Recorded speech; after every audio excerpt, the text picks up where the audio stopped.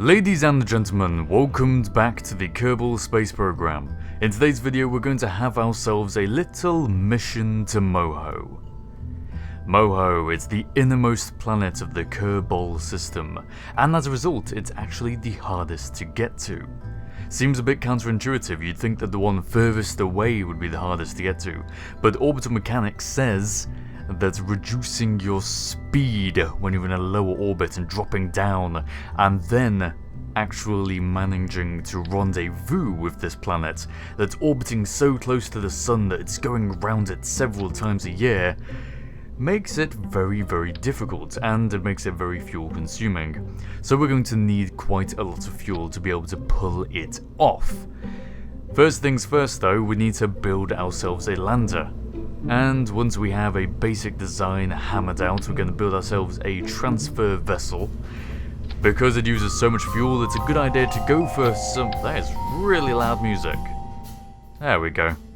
Because it uses so much fuel, it's a good idea to go for a transfer engine that is more efficient than the usual lot. So I chose a nuclear engine. And finally, after some very sped through building progress, we have our ship. Studies have shown that the likelihood of untested Kerbal rockets working on their maiden voyage to be between 0.0001 and 100%. Studies conducted by actual researchers have indicated that the actual chance of correctly functioning is towards the lower end of this spectrum. Because though I managed to recap the building, didn't even really talk about it, I built the ship in this video in less than a few minutes. It took me about 25 to actually design it, and here is the finished product. And we'll quickly speed our way through the building and launching stage as well, because launches are very simple. You just launch up, you drop whatever stages run out of fuel as you go, and eventually tilt over. At about 10 kilometers up we started our burn, and now about 100,000 meters up we'll be finishing it.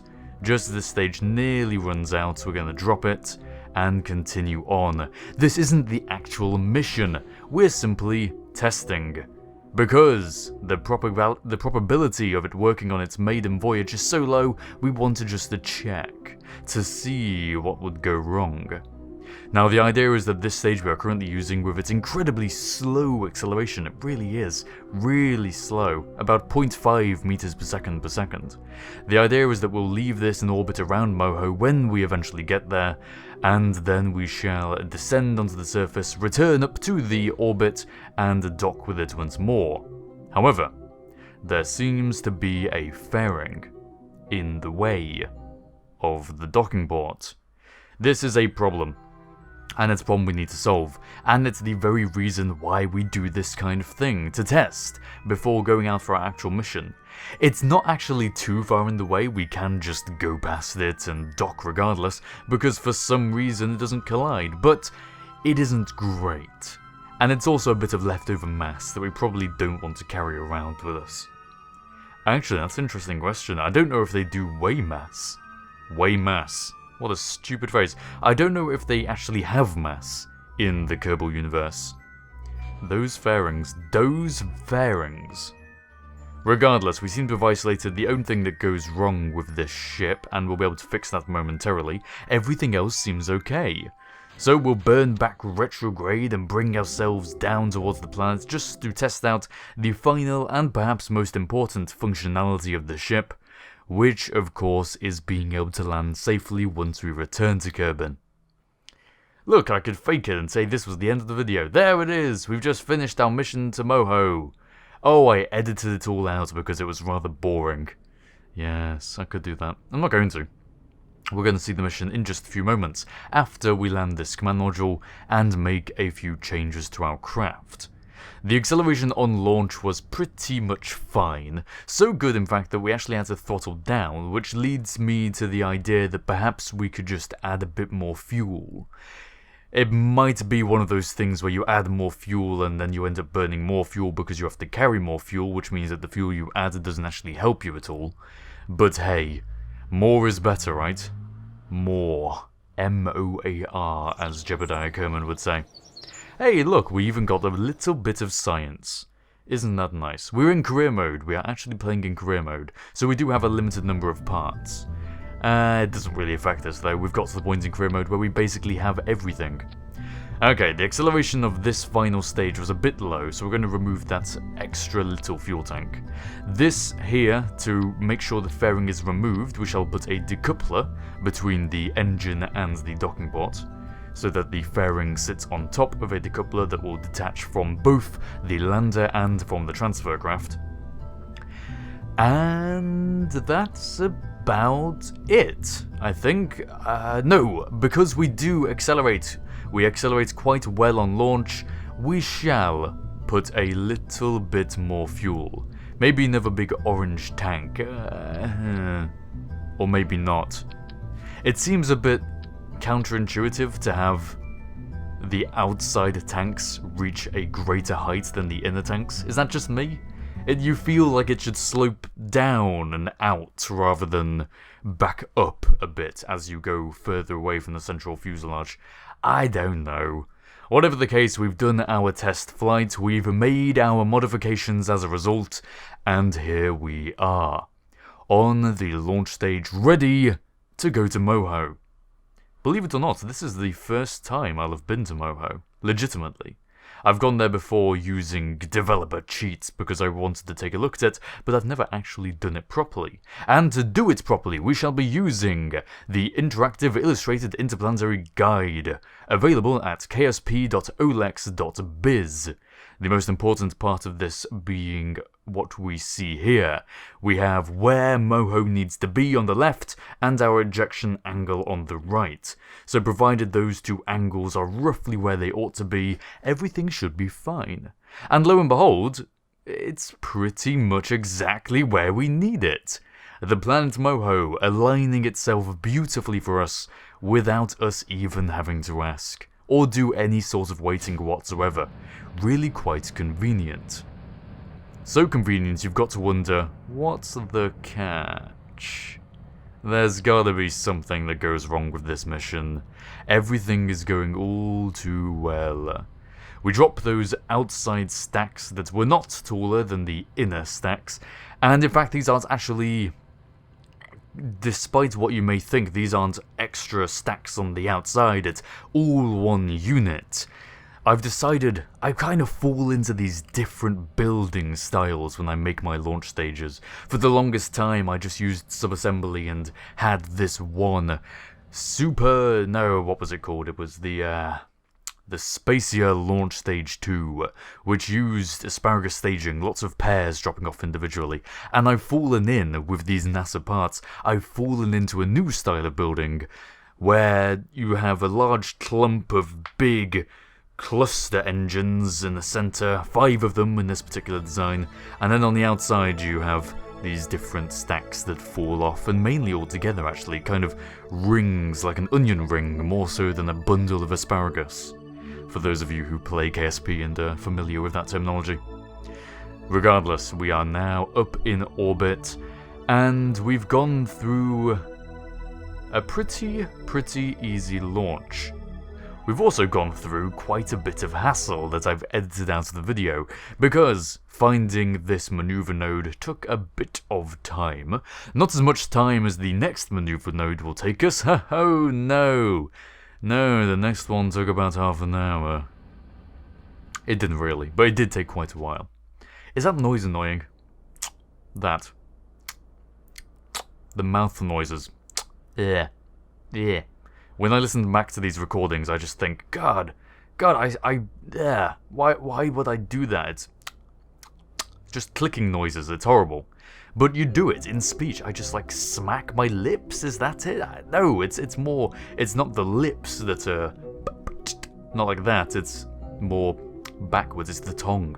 It's the tongue, it's keeping the inside of my mouth moisturized with saliva. Such are the thought processes of a YouTube commentator.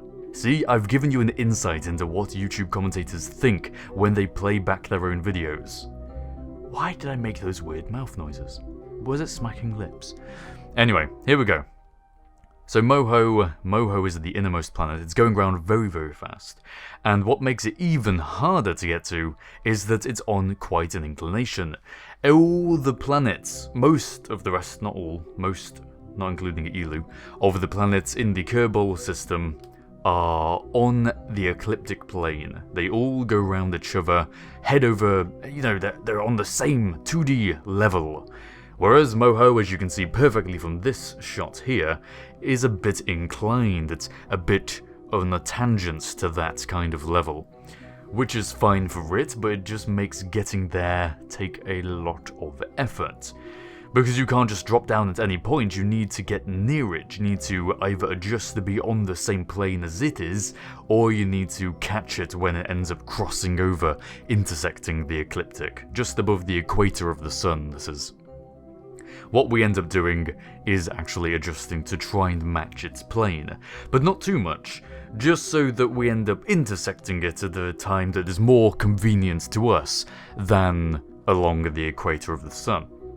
But here we go, we have our intercept all set up with a periapsis that will need to be lowered and will be lowered momentarily. In 3, 2, 1, transition, and look, we've magically lowered it. With the power of video editing, I was able to, yeah, do that. And here it is. You know how I said this mission was time-consuming? Well, I didn't say it was time-consuming, but it was.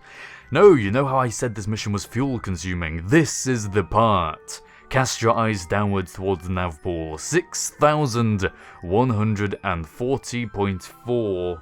Is that 140? Yeah, 49.2. Ow. Hit my head on the microphone. Meters per second of delta V. Delta V being change in velocity, so we're going to have to accelerate by that amount.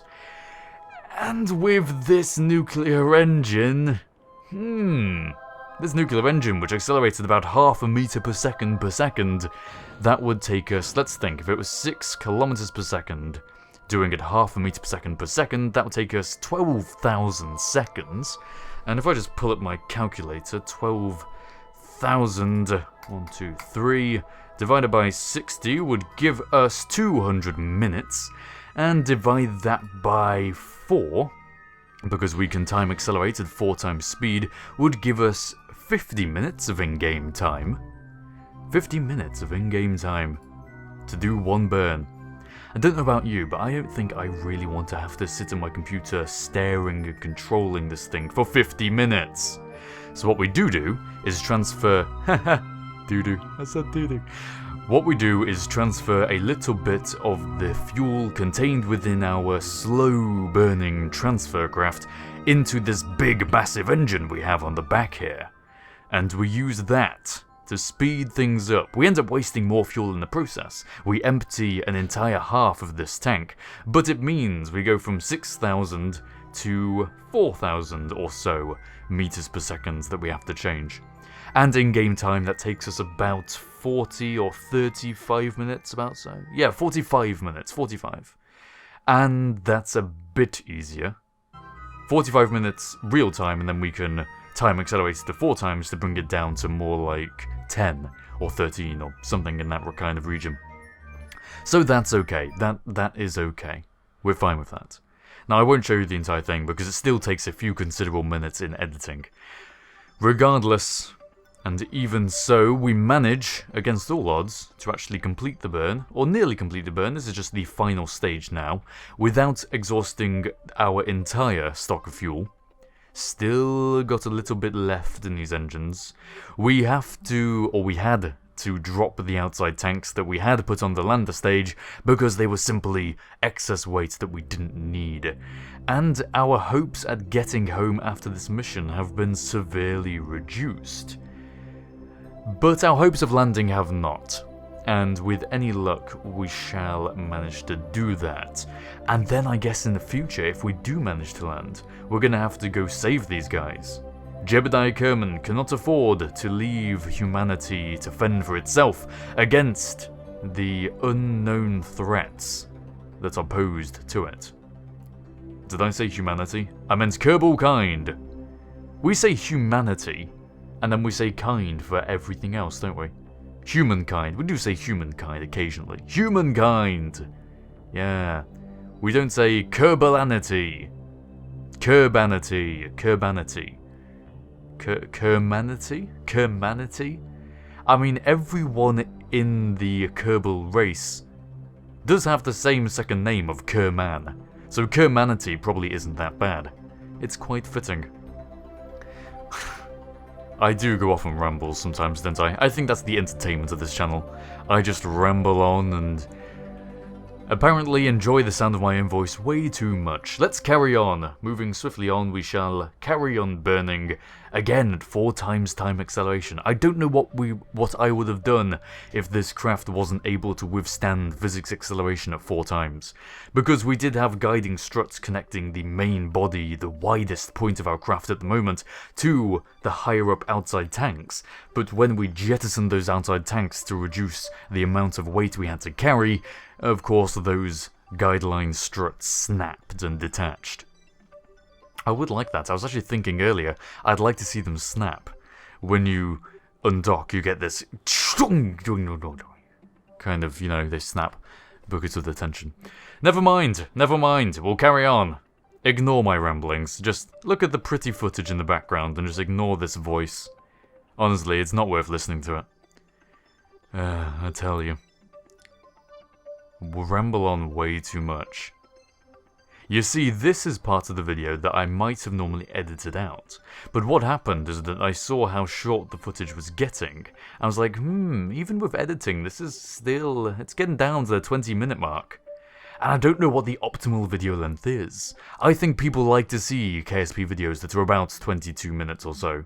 22 minutes is a good length for a video, don't you think? It's good meaty length, about the length of a short meal. You know, you can eat it whilst you can eat the video. You can eat it whilst watching a sandwich. Just sit there at the table, chewing on your periphery of choice as you stare and have a blinking contest with a sandwich, a toasty perhaps, full of stinky cheese and pate. That's probably one of the least random things I've said this video, because earlier I ate a toasty made almost entirely of stinky cheese and beef pate. And a bit of onion. There was a little bit of onion in there. Raw onion. Wasn't so raw after being toasted, I suppose, which explains why it wasn't quite as crunchy as I hoped it would be. But I did eat pate. Because the content of a toasty, it seems inevitable that you have to put cheese and meat in there. You can throw in all sorts of other things. I've put raisins in there before. I've put, no, I was going to say sultanas. Sultanas, they're the same thing as raisins almost. I've put pistachio nuts in my toasties before now. But I always have to have meat and cheese. It's meat and cheese, unless you're a vegetarian, in which case, screw the meat. But I didn't have any meat, other than pate, so I thought I'd put pate in, and it was alright, it worked. It didn't go horribly wrong, that I thought it might have done. So I had stinky cheese and pate toasty. And I ate one of Venturalissim's video while staring at it. Meanwhile, in the Kerbal space program, our brave 2 Kerbals have managed to somehow get in orbit around Moho, despite the efforts of their narrator to completely go off topic about cheese and toasty blinking contests.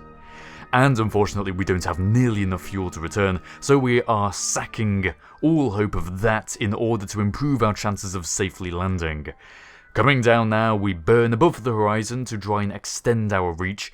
I'm hoping, or they're hoping, depending on who you think the pilot is really. Can't be me, I get way too distracted to do science like this. That's my secret, it's actually someone else controlling it, I just ramble over the top. I burn above the horizon in order to try and extend my trajectory along the planet to try and avoid the rocky outcrop that we were going over previously. It seems to have helped. We have missed the more dangerous looking landscape, but we are still faced with the threat of hills. Hills galore. Well, we're gonna have to just go for it. Look at that. Coming down rather fast. 90 meters per second and bringing the speed down. We do have control. HOCgaming, plenty of experience after his 3 years of being on the HOCgaming space program. I wonder why I never called my series as that. The HOCgaming space program. Probably because it's kind of a rubbish name. Anyone who doesn't know who I am makes no sense to them. And there we go. A nice, gentle landing, no funny business. The Kerbals get down onto the ground and excuse me. That was a stammer and a burp, all in one. I've been eating too many pate toasties.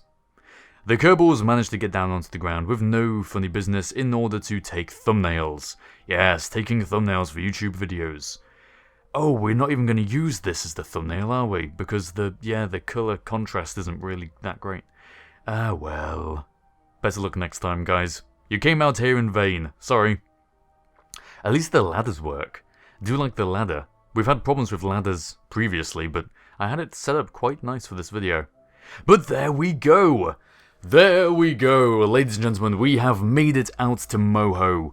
Despite how things went wrong in terms of underestimating the amount of fuel and thrust more than anything we needed, we have managed to come here. We came, we saw, we ended up staying a bit longer than intended, because the Kerbals, of course, have got no way home. So will we be able to do anything for them? I think that is a question for another video. Thank you very much for watching this particular video. Particular video of the Kerbal Space Program. If you liked it, then please do like the video. Thank you very much for watching. And I swear, as I go on, I lose the ability to talk progressively. I, and Jeb and Bill/Bob, shall see you all next time.